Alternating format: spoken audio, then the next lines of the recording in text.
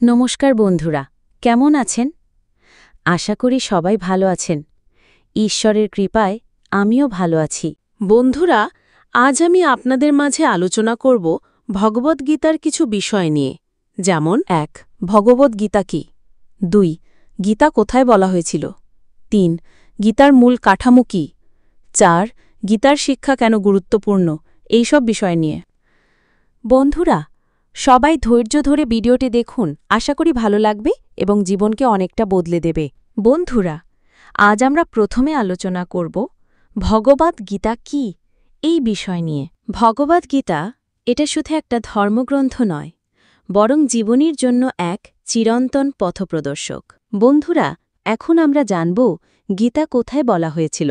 বন্ধুরা, গীতার শিক্ষা প্রথম শোনা যায় কুরুক্ষেত্রের যুদ্ধক্ষেত্রে। মহাভারতের যুদ্ধ শুরু হবার আগে অর্জুন নিজের আপনজনদের বিরুদ্ধে যুদ্ধ করতে দ্বিধায় পড়ে যায়। তখন ভগবান শ্রীকৃষ্ণ তার সারথি হিসেবে দাঁড়িয়ে অর্জুনকে যে জ্ঞান দেন সেটাই হল ভগবদ্গীতা।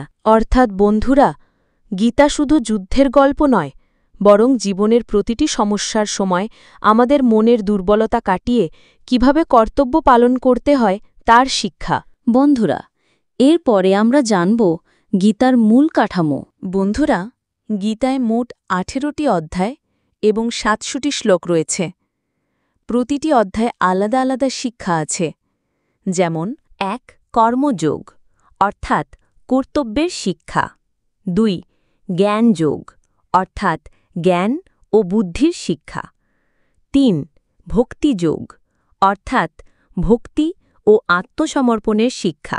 এছাড়াও আছে যেমন যোগ, ধ্যান, আত্মা ও পরমাত্মার সম্পর্ক আর ন্যায়ের পথে চলার অনন্ত দিশা।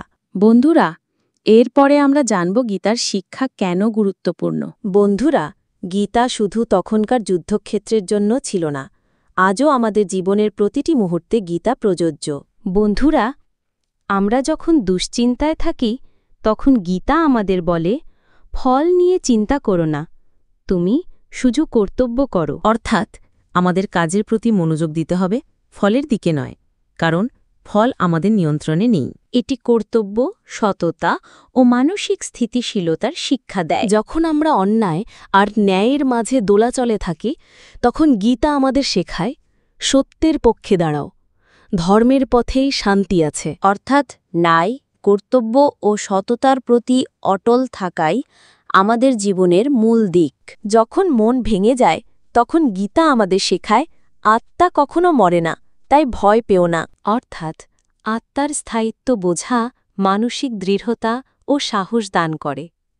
গীতায় বলা হয়েছে, আমাদের দেহ ক্ষয় হয়, কিন্তু আত্মা চিরস্থায়ী। তাই মন ভেঙে বা ভয় পেয়ে নিজের শক্তি হারানোর কোনো কারণ নেই। এই সব কারণেই গীতা শুধু হিন্দুদের ধর্মগ্রন্থ নয়, সমগ্র মানবজাতির জন্য এক অমূল্য সম্পদ।